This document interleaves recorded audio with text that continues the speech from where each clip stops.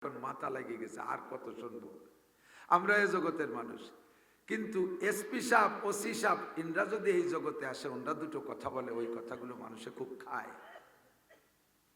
যেমন আমরা কালেকশন করি, আমাদের মাদ্রাসার হুজুরদের নিয়ম কালেকশন করা।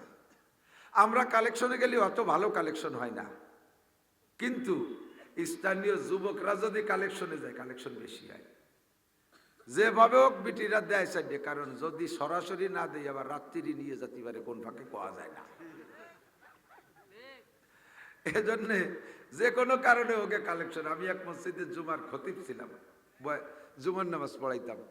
তো ওই মসজিদে শবে বরাত এসে গেল। তো শবে বরাত আসলে 2-3 দিন 4-5 দিন আগে যুবকরা শুক্রবারে বলতেছে, হুজুর এবার শবে বরাতের দায়িত্ব কমিটির মুরব্বীকে পর দেওয়ার দরকার নেই, শবে বরাতের দায়িত্ব আমাকে কাছে দেন।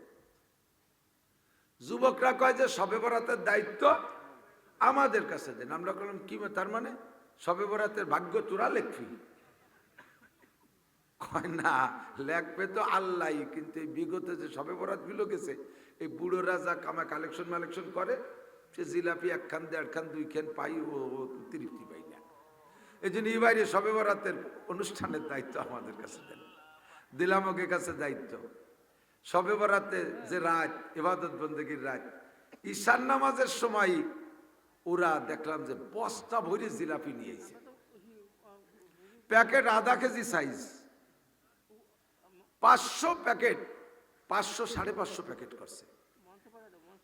দেওয়ার পরে সবাই রে 1-1 প্যাকেট তো দেবেই, দেশেও, কিন্তু ওদের হিসেবে চাইতে যে পরিমাণ প্যাকেট করছিল তাইতে কয় প্যাকেট আড়াই গেছে। মিলাদের আগেই আমারে 500 টাকাও দিছে, বিগত কোনোদিনে 1 টাকাও দেয় না, এবার 500 টাকা দিছে। আমি বললাম যে এত জিলাপি 500 টাকাও দিলি, কিভাবে কি দিয়ে কিনলি? কয় হুজুর আগামী বাড়ি টাকাও আছে। এত কালেকশন? হ্যাঁ, যে বাড়ি গেছি দিতে চাইনি, মোরগ একটা চেঙ্গাই দিয়ে ধরে নিয়েছি, টাকা দেবে না, কাঁসার বদনাইনি বেশি ফেলাইছি। বাস কালেকশনে গেছি, একটা দিতে চাইছে, একটা চাইয়ে, একটা কইয়ে, একটা না কইয়ে, একটা চুরিয়ে 3-4 ডেরি নিয়েছি। টাকায় অভাব হওয়ার কথা না। তো লাস্ট ফিনিশিং যা হয়েছে সেটা হলো, আমাদের জিলাপি ভাগ করে দেওয়ার পরে সবাই তো পাবে, আরো বেশি থাকবে, কিন্তু সেটা 25 প্যাকেট কম পড়ে গেছে। ওরা আমাকে ইবাদতে লাগাই দিয়ে 2 জনে দিয়েছে পাহারায়, সেই 2 জন ওই জায়গা থেকে মেজে দিছে।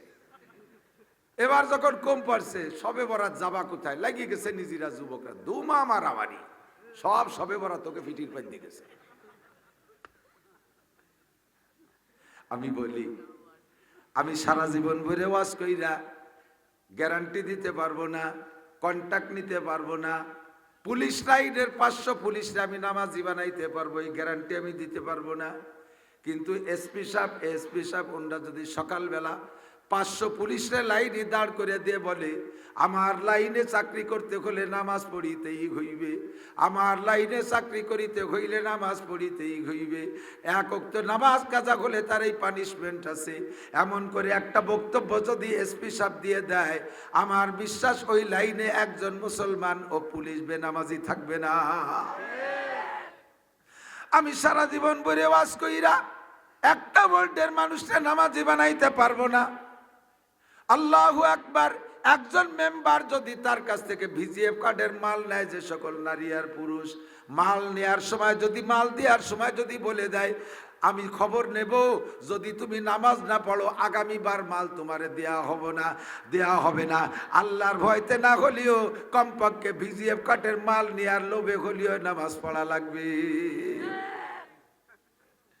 একজন চেয়ারম্যান যদি ইচ্ছা করে ইউনিয়নের নামাজ প্রতিষ্ঠিত করতে পারে, একজন এমপি যদি ইচ্ছা করে তার সিটের সব মুসলমানকে নামাজি বানাইতে পারে, আরে মাননীয় প্রধানমন্ত্রী যদি ইচ্ছা করে বাংলাদেশের সমস্ত মুসলমানদেরকে নামাজি বানাইতে পারে। আল্লাহর নবী এজন্য বলেন, কুল্লুকুম রাইন ওয়া কুল্লুকুম মাসউলুন আন রাইয়াতিহি, তোমরা সকলে রাখাল, তোমরা সকলে রাখাল। রাখাল বোঝেন তো? রাই মানে রাখাল, তোমরা সকলে রাখাল, যে যতটুকের রাখালি করো কিয়ামতে তাতে তাকে ততটুকের রাখালি বুঝিয়া দেওয়া লাগবে, জিজ্ঞাসিত হবা। এই কথা কইস না তুই, ঠিক বেঠিক একবারও কবি না। তোরা আরো 2-3 জায়গা দেখছি তুই কেরায় উঠিস, এই জন্য তো কয়ে দিলাম।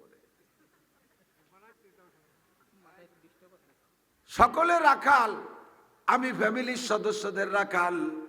কথা কন, আমার কথা কেউ মানে না। বউ বাচ্চার আমার কথা মানা লাগে, মেম্বারের কথা কেউ মানে না, ওয়ার্ডের মানুষের মানা লাগে, চেয়ারম্যান হওয়ার পরে তার ইউনিয়নের লোক তার কথা মানা লাগে, এমপি যেভাবেই হোক না কেন হওয়ার পরে তার সিটের লোকের তার কথা মানা লাগে। উনি তার ভিতরে একটা কিছু প্রতিষ্ঠিত করতে পারে, কিয়ামতে আল্লাহ পাক মাননীয় প্রধানমন্ত্রী আর প্রেসিডেন্ট দুইজনকে, শাহাবুদ্দিন সাহেবকে আর মাননীয় প্রধানমন্ত্রী শেখ হাসিনাকে ডাইকে বলবে, বাংলাদেশের মানুষকে নামাজি বানাও নাই কেন? 16 কোটি 18 কোটি মুসলমানের দায়িত্ব তোমার দিছি, তুমি এ সবাই নামাজি বানাইছো, কিনা নামাজ পড়লো না খবর নেছো? জিজ্ঞাসা হবে কিনা? কি বিশ্বাস হবে? না হইলে নবীর হাদিস মিথ্যা। জিজ্ঞাসা হবে, জিজ্ঞেস করবে আল্লাহ তোমার দেশের জনগণ নামাজ পড়ছে কিনা, এ খবর কিনেছো? মাননীয় প্রধানমন্ত্রী বলবে, প্রেসিডেন্ট বলবে, আল্লাহ এইটি কি একটা উপযুক্ত প্রশ্ন হলো? আল্লাহ এই 16 কোটি মানুষ কিনা কোন জায়গা থাকে, আগানে বাগানে সুন্দরবনে ওই বনে জঙ্গলে সাগরের মধ্যে যে মাছ মারিয়ে বেড়াচ্ছে, আমি কয় জায়গায় তালাশ করে বেড়াবো? এত মানুষের নামাজি বানানো কি আমার দ্বারা সম্ভব? আল্লাহ কয় অবশ্যই তোমার সবাই রে মসজিদে নিয়ে সম্ভব। প্রমাণ তুমি করে দেখাইছো। করোনার বছর 16 কোটি মানুষকে মসজিদ থেকে বের করছো তুমি।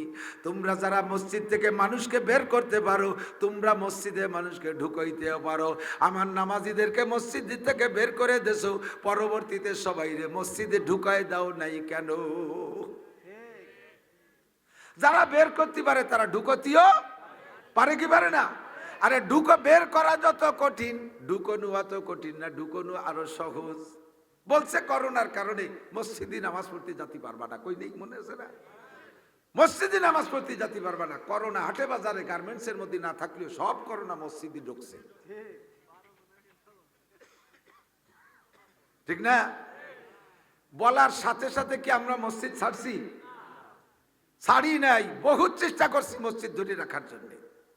লাস্টে মসজিদে ভিন্ন দরজা কাটিয়ে মূল দরজায় তালা দিয়ে অন্য পাশে ঢুকিয়েও পড়ছি চালাকি করে। তারপরে যখন টের পাইয়ে গেছে, এরপরে পুলিশ পাঠাইছে। পুলিশকে কয়ে পাঠাইছে, যাও 12 জনের বেশি ঢুকতে পারবে না। যা করোনা এক এক মসজিদে আসে তা 12 জনের বেশি হলেই অ্যাটাক করবে, 12 জন পর্যন্ত করোনা ধরবে না। মসজিদে মুসল্লি 300 হাজির। এত মানুষ আসছেন কেন? 12 জনের কথা বলা হয়েছে। যারেই ধরে সে কয় যে আমি 12 জনের একজন। কোন 12 জন নামাজ পড়বে তা তো আর কার্ড দেয়নি, কাজে আমি 12 জনের একজন, আমি নামাজ পড়বো। কোনোভাবে ঠেকাতে পারে না। লাস্টে কয় ঠিক আছে দাঁড়াবা, তবে 2.5 হাত দূরি দূরি দাঁড়াবা। 2.5 হাতের মধ্যেই করোনা ঢোকে না, 2.5 হাত দূরি দাঁড়াইবা। আল্লাহু আকবার। মসজিদে যে কাশ দিতে পারবা না, কাশলি সর্বনাশ। কাশাটার করোনা হয়েছে। আমরা এত বলছি মসজিদের মধ্যে যে কাশাকাশি করা যাবে না, মসজিদে কাশা যাবে না। নামাজের মধ্যে এই এদিক দেখান, নামাজের মধ্যে যদি একজনে কাশ দেয়, ওই কাশ একে একে সবাই ঘুরে লাস্ট ফিনিশিং ইমাম সাহেব শেষ কাশ দিয়েছে এই দেয়। খালি খালিও কাশে। নামাজের মধ্যে বিনা প্রয়োজনে কাশি দিলে নামাজ ছুটিয়া যায়, বিনা প্রয়োজনে কাশি দিলে নামাজ ছুটিয়া যায়। আমরা মোটে কাশ ঠেয়াতে পারি রে, করোনা এসে কাশ ঠেয়াই ফেলাইছিল। কাশ আসলিও এই রকম সেটি দিচ্ছে, কাশ মারে নেই, ঠিক না? আল্লাহু আকবার। হাজার হাজার মসজিদ খালি করে দিয়েছো, মুসল্লি বের করে দিয়েছ।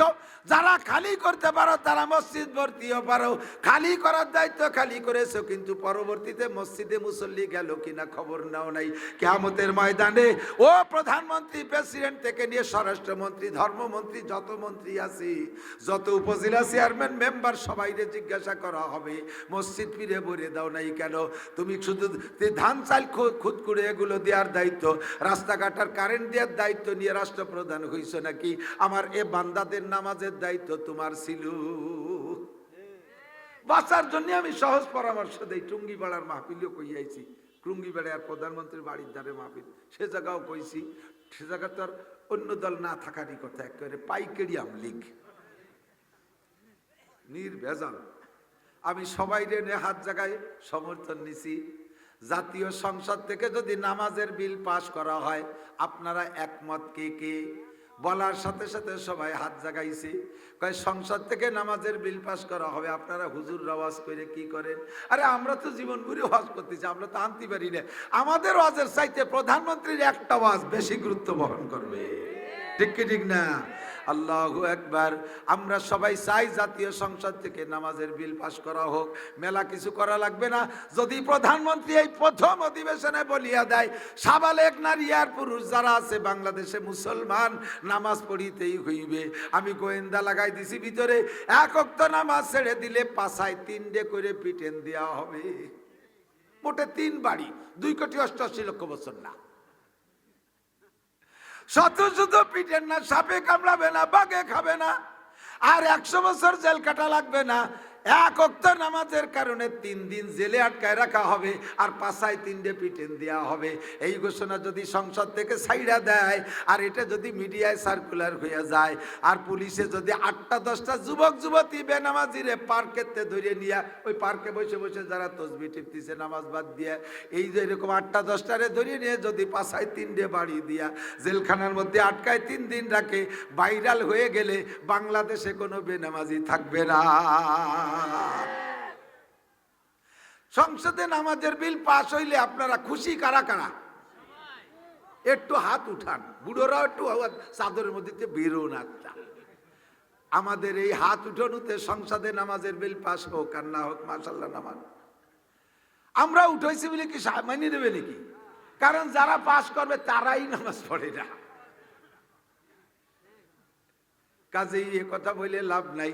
তবে সমর্থন করছি বিদায় 16 কোটি বাঙালি মুসলমান নামাজ পড়লে যে নেকি হয়, আমরা সেই